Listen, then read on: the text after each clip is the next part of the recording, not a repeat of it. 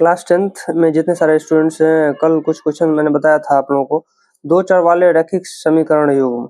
इसमें देखिए कुछ एग्जांपल को मैंने कल क्लियर किया था, ये 6 नंबर तक क्लियर कर दिया था कुर्सी टेबल वाला।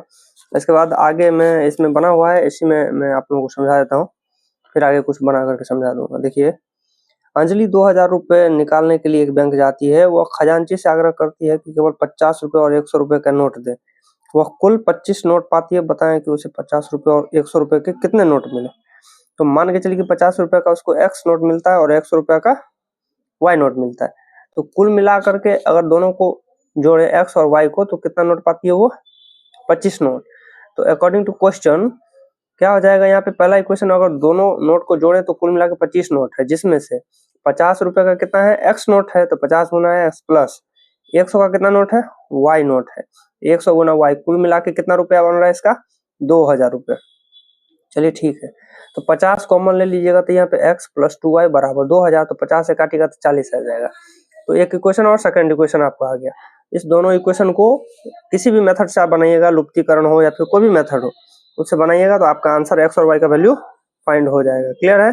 चलिए अगला क्वेश्चन देखते हैं। यहाँ पर 5 पेंसिल और 7 कलमों का मूल्य 50 रुपए है, जबकि 7 पेंसिल और 5 कलमों का मूल्य 46 रुपए है। तो एक पेंसिल और एक कलम का मूल्य आलेखीय विधि से निकालने के लिए बोल रहा है इसमें। चलिए, तो मान के चलिए एक पेंसिल का मूल्य x और कलम का मूल्य y मान लेता है। तो 5 गुना x प्लस 7 गुना y इक्वल टू 50। दूसरा इक्वेशन क्या बन जाएगा? 7x plus 5y equal to 46 रुपए। तो पहला इक्वेशन के लिए x का वैल्यू अगर 3 लेंगे तो y वैल्यू 5 आ जाएगा, कैलकुलेशन कर लीजिएगा। तो फिर x का जगह पे 10 लेंगे तो y का वैल्यू कितना आ जाएगा? 0। फिर इस हिसाब से दूसरा इक्वेशन के लिए भी x और y का वैल्यू फाइंड कर लेना है। फिर देखिए 3 और 5 को मिलाया यहाँ पे, है ना, जहाँ जहाँ x वैल्यू है उसको मिलाया, 3 और 5 को यहाँ मिलाया, फिर 10 और 0 को यहाँ मिला दिए, फिर और 8 और -2 आ रहा है कहाँ पर? इधर आ रहा है 8 और -2, है ना, इस पॉइंट पर आ रहा है 8 -2, और 5 और 2.2 कितना जा रहा है? यहाँ पे आ रहा है।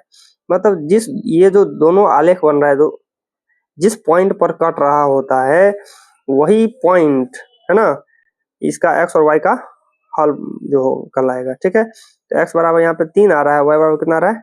5। तो इसलिए एक पेंसिल का मूल्य हो गया 3 रुपये और एक कलम का मूल्य कितना हो गया? 5 रुपये।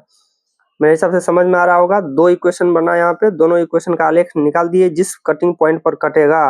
क्योंकि पहले वाले संख्या को भुज बोलते हैं, यानी x का वैल्यू हो गया और y का वैल्यू दूसरा हो गया, इस हिसाब से दोनों का वैल्यू निकल गया। चलिए अगला क्वेश्चन देखते हैं। यहाँ पे चक्रीय चतुर्भुज ABCD कोण ABCD अंशों में क्रमशः 2x plus y, y plus 3, 2y plus 10 और 4x माइनस 5 है, तो चारों कोण ज्ञात करिए। चलिए अब यहाँ पर देखते हैं आते हैं।